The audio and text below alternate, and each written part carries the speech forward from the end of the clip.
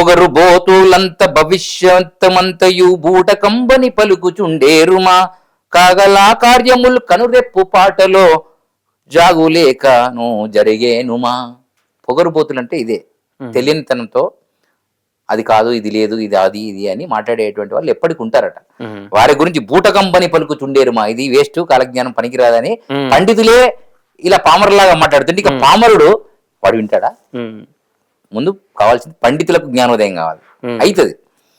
బూటకంబని పలుకుచుండేరు మా కాగలా కార్యములు ఏమేం జరగాలను అవి ఎవరాపినా ఆగదట. పొగరు బోతులంత భవిష్యత్తుమంతయు బూటకంబని పలుకుచుండేరుమా కాగలా కార్యములు కనురెప్పు పాటలో జాగులేక జరిగేనుమా.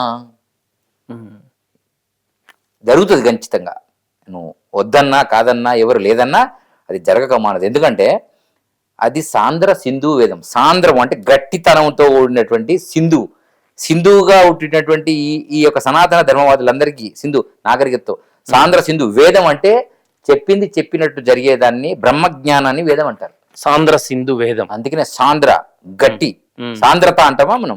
సాంద్ర అంటే ఏంటిది? గట్టి సింధు నాగరికతతో వెలిసినటువంటి ఈ దేశంలో ఉన్నటువంటి ప్రజలందరికీ ప్రపంచానికి ఇది నీతి నేర్పేటువంటి ఒక గడ్డ.